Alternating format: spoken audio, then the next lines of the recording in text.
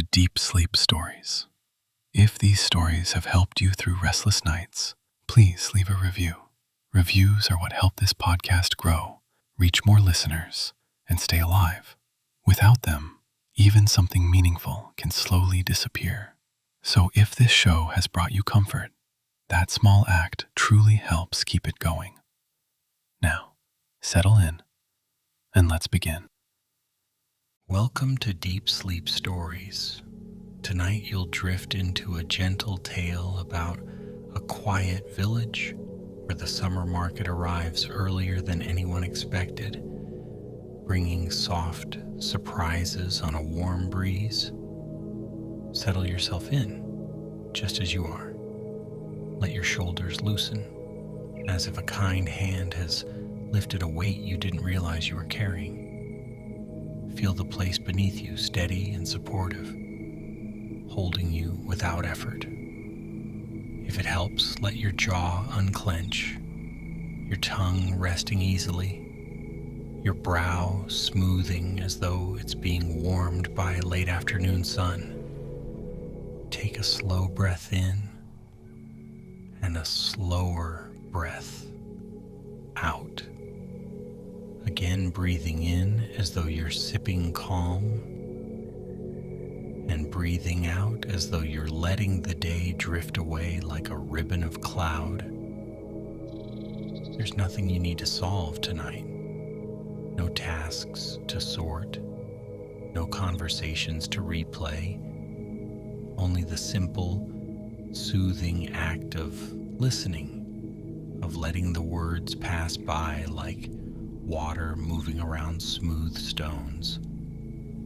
If your thoughts wander, that's perfectly fine. They can wander and then return when they're ready, like a cat padding back to a familiar doorstep. Imagine that you are standing at the edge of a sleepy countryside where a path curves through tall grasses. The air is mild and sweet, carrying hints of honey and green leaves. Somewhere nearby, a stream is speaking softly to itself, and the sunlight feels tender, not demanding anything from you.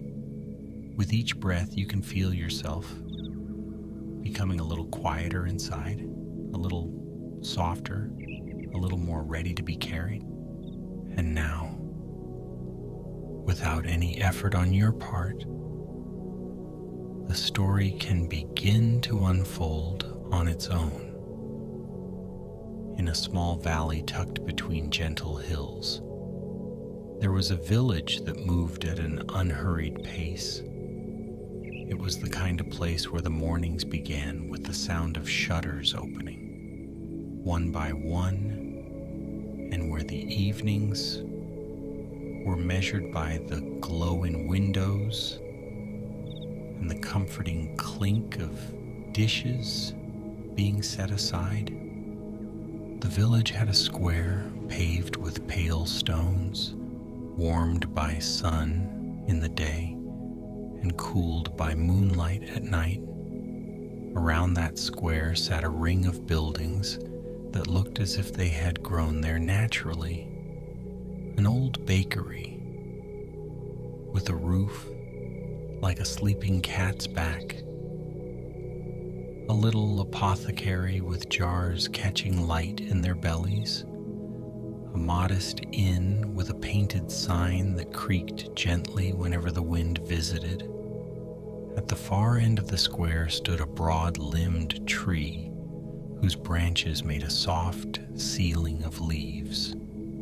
People called it the listening tree, because if you leaned your shoulder against its trunk, you could feel a steady calm, as though it remembered every season that had ever passed through the valley and found them all acceptable, all fleeting, all safe. The village loved its markets. Spring brought seedlings and ribbons, early greens and simple songs. Autumn brought baskets of apples and spiced cakes, lengths of wool that smelled faintly of lanolin and hearth smoke. Winter brought sturdy roots and preserved fruits, candles, knitted mittens, and the sort of warmth that came from standing close to others, shoulder to shoulder, while breath became visible and laughter rose like lantern light. But the summer market was the village's favorite. It usually arrived when the days were long enough to feel endless, and the nights were soft as velvet. The summer market was known for bright berries, cool lemonade, floral garlands, polished stones that caught the light, and music that seemed to drift from nowhere and everywhere all at once. And yet, this year, something quietly different was happening. It began with the air. One morning, not long after the last of spring's lilacs had begun to fade, the breeze entered the valley carrying a distinct scent. Warm fruit, sun-baked wood, and something else, something almost like distant sea salt, even though the village was far from the coast. It slipped through open windows and under doors, playful as a ribbon, and as it passed, it stirred curtains and made the leaves of the listening tree whisper, as if sharing a secret. The first to notice was Mara, the baker, who woke before dawn, as she always did. She tied her apron, lit her oven, and opened the back door to let in cool air while the day was still shy. But the air that arrived wasn't cool. It was warm already, warm enough to feel like the palm of a hand held near her cheek.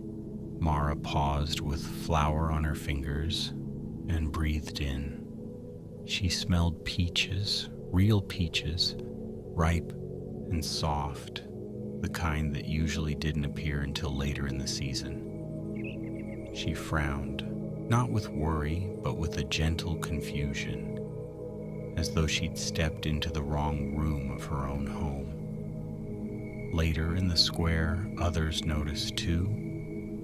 The florist, Juno, found her early roses opening wider than they should have, their petals loosening like sleepy sighs. The apothecary, old Sen, watched the chamomile in his small patch grow taller overnight, the blossoms turning their pale faces toward the sun as if they'd been waiting. And above everything, the light felt different. It wasn't brighter exactly. It was softer, more golden, as though the sun had dipped a brush into honey before painting the valley. The shadows on the stones of the square looked blurred at the edges, not sharp, as if the day itself was dreaming. No one hurried to name it. The village was wise in its quiet way.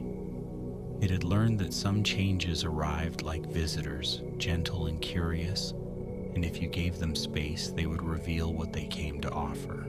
Still, by midday, the talk was there, murmuring through the village, like a stream under leaves.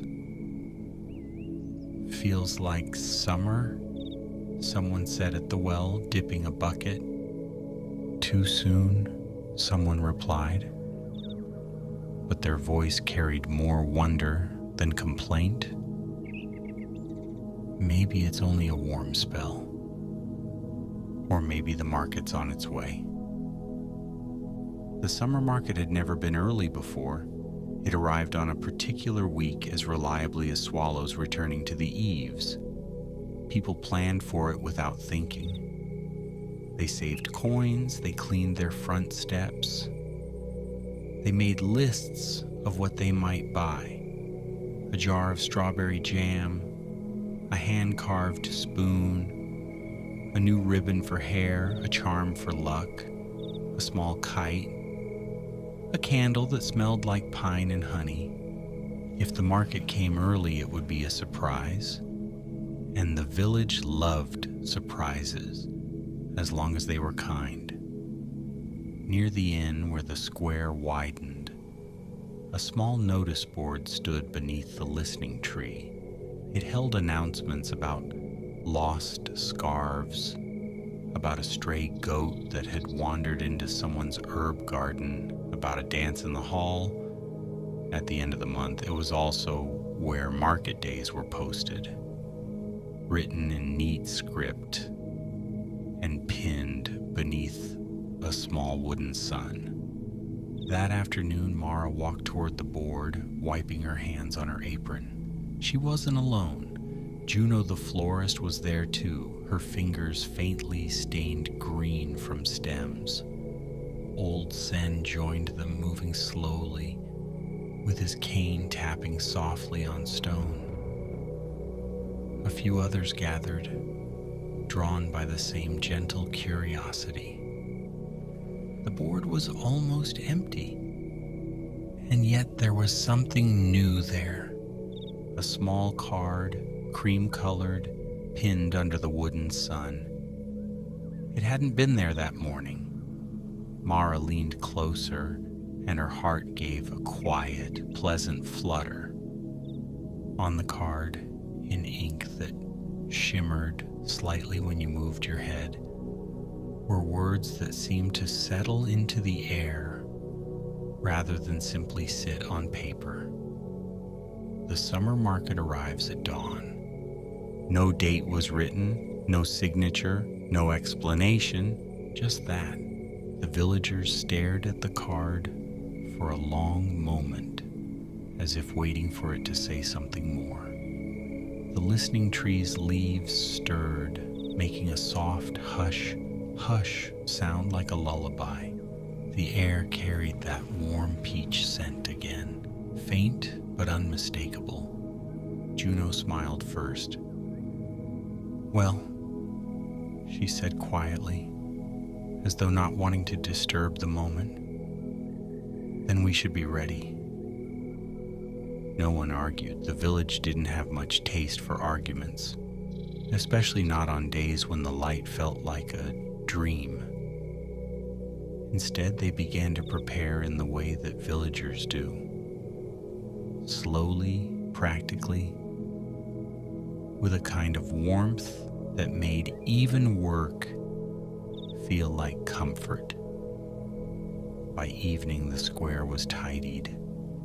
Broom bristles whispered over stone. Window boxes were watered until the soil smelled rich and alive. The innkeeper set extra benches outside and placed a bowl of cool water for any passing dogs or wandering cats, or perhaps for travelers who arrived with dusty feet and grateful smiles. Mara baked honey buns and sweet rolls with apricot filling, though she didn't remember having any apricots in her pantry. When she opened a cupboard, there they were in a small basket, golden and fragrant, as if someone had placed them there with care. She accepted the mystery the way you might accept an unexpected gift, with gratitude and without too many questions. Juno gathered flowers in armfuls, daisies, cornflowers, and blossoms she could not quite name. They were pale and luminous, like bits of moonlight caught in petals. She wove them into garlands that seemed to cool the air around them. When she hung one on the notice board, it swayed as if breathing. Old Sen arranged his herbs in tidy bundles and set out jars of tea blends. He found, among his supplies, a small tin he hadn't seen in years, labeled in his own handwriting, "Summer's Ease." He opened it and inhaled. The scent was clean, like rain on warm stones, like mint carried on a breeze. He smiled to himself. the corners of his eyes softening. As the village prepared, the hills surrounding the valley seemed to lean in a little closer, as though they too were curious. Crickets began their evening chorus earlier than usual, and the stream's voice took on a lilting rhythm, as if it were practicing a tune. Night came like a slow curtain. The sky deepened from blue to indigo, and the first stars appeared shy and scattered. Lamps were lit, doors were closed gently. People went to bed with the feeling that something kind was about to happen. And in the quiet hours before dawn, when even the owls had fallen silent, the valley held its breath. The first hint of arrival was not a sound, but a shift. So subtle, it might have been imagined. The air thickened with the scent of fruit and warm bread, and something lightly smoky, like cedar wood. A softness spread across the square, as though the stones themselves had been covered with a thin quilt of summer. Then came the sound of wheels. Not loud, not clattering. A gentle rolling like distant thunder that never quite arrives. It approached from the road that wound down from the hills, a road lined with hedges and tall grasses. If anyone had been awake at their windows, they might have seen lanterns moving in a slow line, bobbing like fireflies. They might have noticed that the lantern light was a little unusual, more golden than flame, more like captured sunlight. The first stall appeared as the eastern sky began to pale. No one saw it being built. One moment the square was empty beneath the listening tree, and the next there was a canopy of soft canvas, striped in colors that made you think of melted sherbet and sunrise. Beneath it sat baskets of berries that looked freshly picked, still cool with morning dew. Another stall appeared beside it, offering jars of jam that glowed like stained glass. Another with folded linens, so light and airy they seemed to float. Another with wooden toys that smelled of pine and laughter. They came quietly, as if the market was assembling itself from the same dream the valley had been having. By the time the first rooster called, the square had transformed. There were tables and awnings, ribbons and lanterns, trays of pastries, bowls of peaches and cherries, bundles of flowers, and little bottles of something that shimmered faintly when you turned them in the light. The village woke as it always did, one household at a time, but the moment someone stepped outside and saw the square, their sleepiness fell away like a blanket being pulled down. People came in slippers and shawls, in rolled up sleeves. They came with hair still tousled and eyes still soft. They came with baskets and coins, with wonder and quiet laughter. No one rushed. No one needed to. The market felt like it had all the time in the world. Mara arrived with trays of honey buns, and the scent of them braided itself into the air as if it belonged there. Juno came with garlands and placed them along the edges of stalls, and the flowers seemed to brighten as though grateful. Old Sen set up his herbs and teas, and as he did, a little bell rang somewhere, delicate as a drop of water falling into a bowl. Not far from the listening tree stood a stall that hadn't been there in summers past. It was smaller than the others, tucked just slightly into the shade as though it preferred gentle light.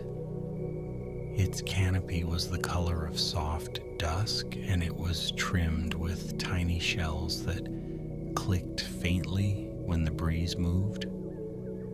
Hanging from its frame were wind chimes made of smooth stones and bits of sea glass, though no one could remember seeing sea glass in the valley before.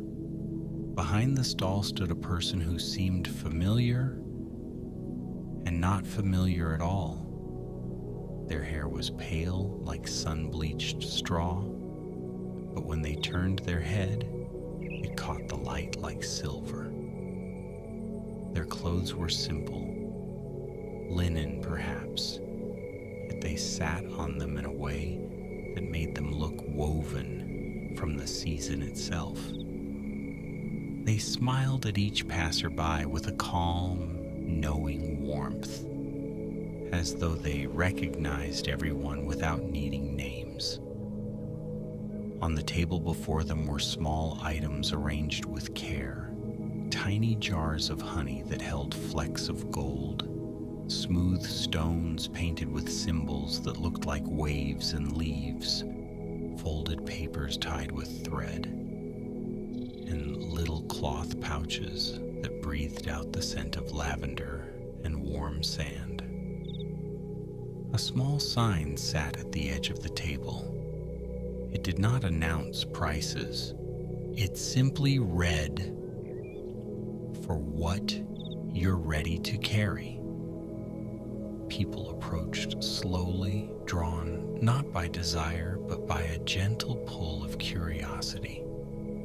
And each person who stood before the table seemed to find their eyes landing on one particular thing, as though it had been waiting for them. A child with freckles and a missing front tooth reached for a painted stone, blue as a summer sky.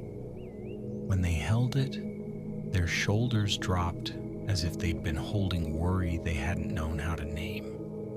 The child's mother blinked, surprised at the sudden tenderness in her own chest, and she bought the stone without asking what it did.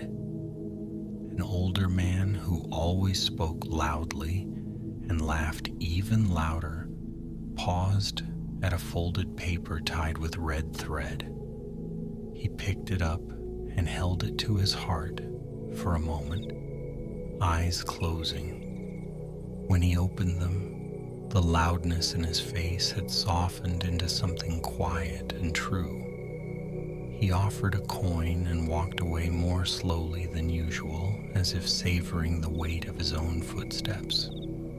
Mara approached the stall with flowers still dusted on her wrists. She did not know why she was drawn there, only that her feet had carried her without debate. She leaned toward the table and felt her gaze settle on a small jar of honey. It wasn't like her honey. Hers was amber and sweet and comforting. This honey was pale, almost translucent, with golden flecks suspended inside like tiny stars. The vendor watched her with a gentle smile.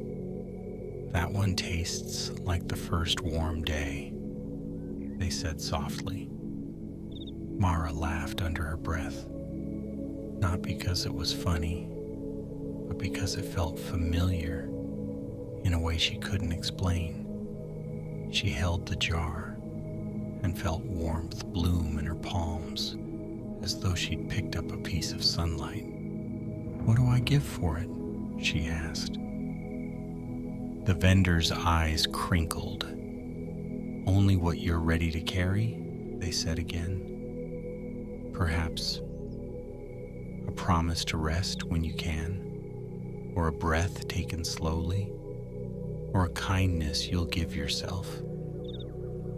Mara blinked. Then with a small, shy smile, she nodded. She placed a coin on the table anyway, because she liked the sound it made, solid and real, and because the act of giving felt like part of the spell. She walked back toward her bakery stall and tucked the jar safely beside her pastries. As she did, she noticed that the market's sounds were changing, becoming more layered. There was music now. Soft strings, maybe, or something like wind moving through reeds. It drifted between stalls and around people's shoulders, settling like a light shawl. Juno, passing with a basket of blossoms, paused and listened. "Do you hear it?" she asked Old Sen, who had just poured tea for a customer. Old Sen tilted his head, eyes half-lidded. "I do," he murmured. "It sounds like remembering." The morning unfolded like a slow ribbon unspooling. People tasted and touched and chatted. They sipped lemonade so cold it seemed to clear their thoughts. They bit into fruit that dripped down their wrists and laughed softly at the sweetness. They tried on sun hats woven from straw so fine it felt like silk. They held wind chimes up to their ears, listening for the note that felt most like home. And through it all, the market felt less like a place to buy things and more like a place to be gently changed. Near midday, the light grew even warmer, and the air became thick with the scent of wildflowers. The listening trees' leaves made a slow applause. The stream beyond the square seemed to sing louder, as if joining the celebration. That was when something else arrived, something quiet, almost invisible, unless you were paying attention. A breeze came through the square carrying not only warmth, but a feeling like the hush that falls when something important is about to be said. It moved between stalls, lifting ribbons, stirring hair, brushing cheeks. People paused mid-sentence, mid-laugh, mid-step. The vendor under the dusk-colored canopy lifted their head slightly, eyes following the breeze, as though greeting an old friend. Then, in the center of the square, a new stall appeared. It was not built in any ordinary way. It seemed to shimmer into being as if it had stepped out of the space between moments. Its canopy was made of thin fabric that looked like woven sunlight and shadow together, and on the table lay a single object. A large bowl carved from wood, so smooth it seemed to have been polished by years of water and touch. Inside the bowl was water, clear, still water that reflected the sky above, even though the sky was bright and open, and the bowl sat beneath the listening tree's leaves. In the reflection, the blue seemed deeper, the clouds softer, as though the water held a calmer version of the world.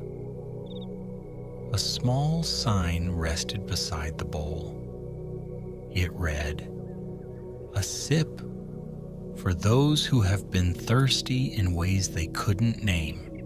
No one spoke loudly now. They gathered around in a loose circle, not crowded, simply present.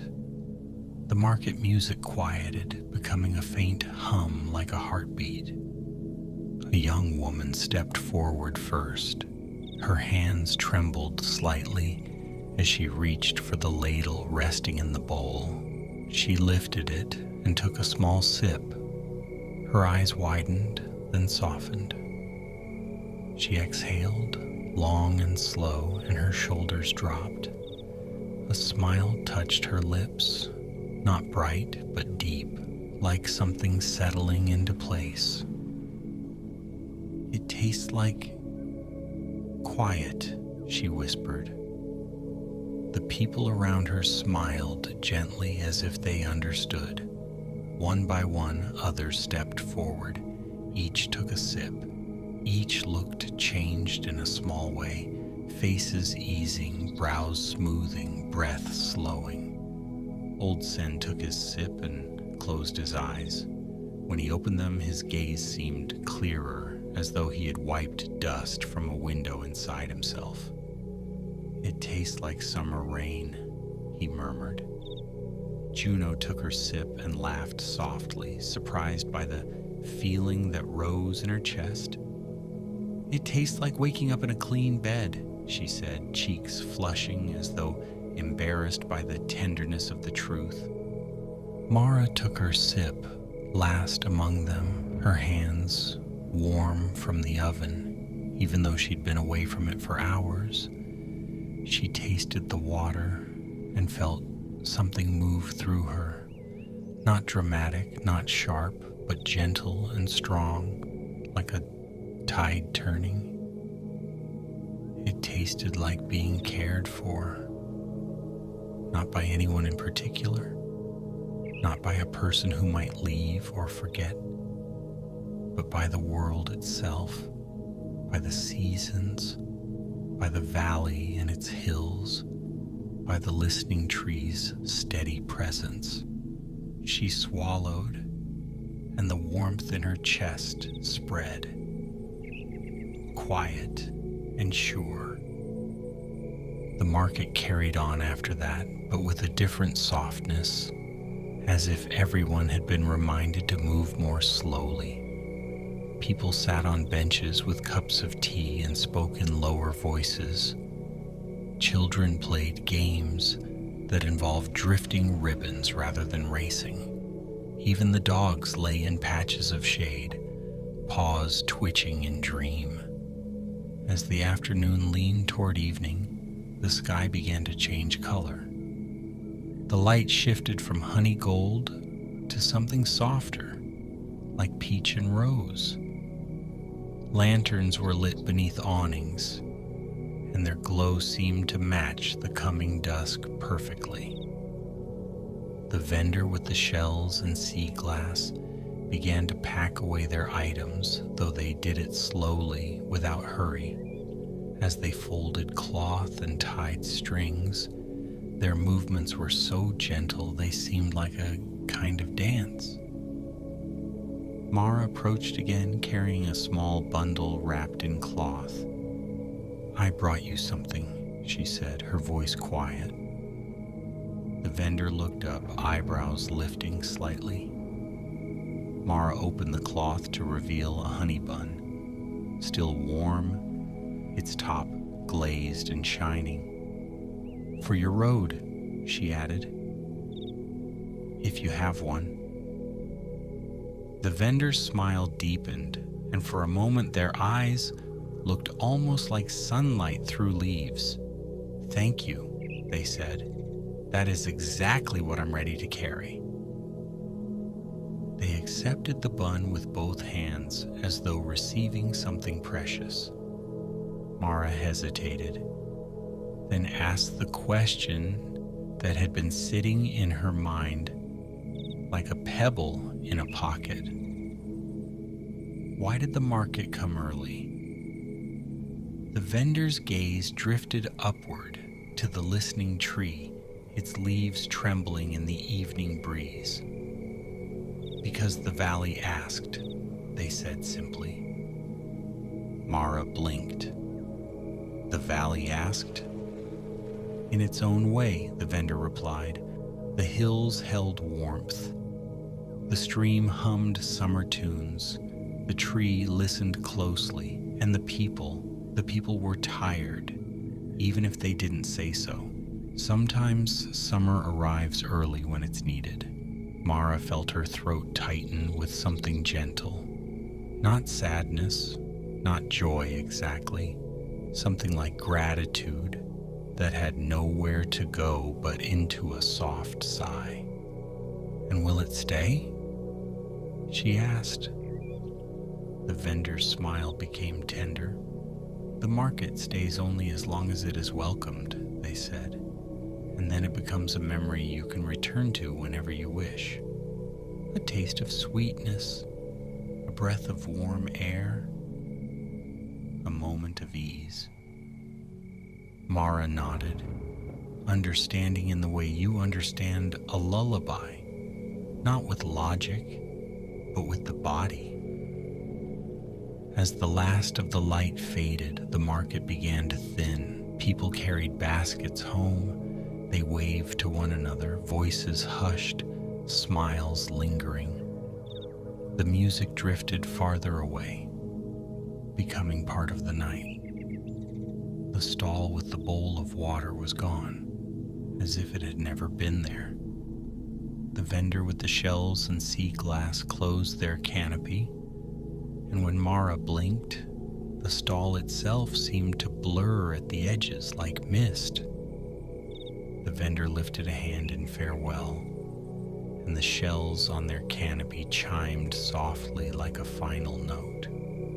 Then, as gently as it had arrived, the summer market began to vanish, not in a sudden way, not like a curtain being yanked down, more like a dream dissolving into morning light.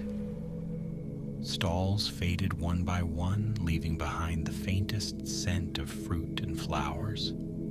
Lanterns winked out, ribbons stilled, and the square returned to its familiar openness beneath the listening tree. Yet something remained. The air still felt warmer than it had the day before. The stones held a soft heat, and the villagers, as they walked home, carried a quietness inside them, a sense of being gently put back together. That night, windows glowed all around the square. People ate berries and bread, drank tea, and spoke of little things. The kind of conversation that doesn't ask much of you. The kind that lets you rest while you're awake. Mara sat on her doorstep after she cleaned her kitchen. She held the jar of pale honey in her lap and watched the stars appear one by one. She didn't open the jar yet. She simply held it, feeling its presence like a promise. Across the square, Juno hung a garland above her door. The moonlight caught the petals, and they seemed to glow faintly, as if remembering the market's lanterns. Old Sen closed his shop and placed a small tin of summer's ease on his bedside table where it would be waiting in the morning. The valley settled. The stream softened its voice. The crickets sang their steady song. The listening tree sighed with its leaves, a slow exhale that seemed to drift across rooftops and into open windows. And somewhere beyond the hills, the road that led away from the village curved into darkness, carrying the last whisper of wheels, the last hush of lantern light, the last hint of sea glass chiming in the breeze. In the days that followed, the season eased forward at its own pace. The mornings grew warmer, but not too quickly. The afternoons held sunlight that felt friendly rather than fierce. The nights remained cool enough to pull a blanket up and feel comfort settle on the skin. Sometimes, in the middle of an ordinary day, someone would pause and smile as they caught a familiar scent.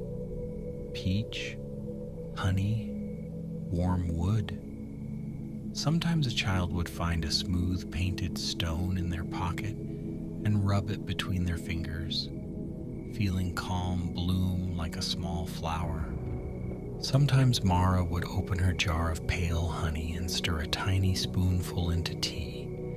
Each time it tasted like the first warm day, just as the vendor had said. And each time Mara would feel her breath slow, her shoulders soften, her thoughts loosen their grip. The village didn't try to explain what had happened. It didn't need to. It simply accepted that sometimes kindness arrived early, dressed as a market, carrying small gifts and gentle reminders. And as the true summer finally came, right on its own schedule, the villagers welcomed it with the quiet confidence of those who had already tasted its sweetness. Now, as the story begins to grow softer around the edges, the valley itself seems to dim the lights. The square is quiet. The listening tree stands watchful and calm. The stream murmurs like a lullaby sung to stones. The air is warm but not heavy. It holds you, just as the night holds the hills. Breath moves in and out, slow and easy. The market is gone, but its gentleness remains, like a trace of sunlight on skin long after you step into shade. Thoughts can drift now, unhooking themselves from effort. If anything feels tight inside you, it can loosen. If anything feels busy, it can become quiet. There is nothing you must do, nothing you must hold, just the steady comfort of this moment. Imagine the village asleep under the stars. Imagine each home like a small lantern turned inward, glowing softly with warmth. Imagine the listening tree gathering all the quiet and keeping it safe, leaf by leaf, breath by breath. And you can rest the same way the valley rests, deeper, softer, calmer, like a basket set down after a long day, like a sigh that finally finds its way out, like the last lantern dimming, not into darkness, but into peace. Good night, dear traveler. Sleep well.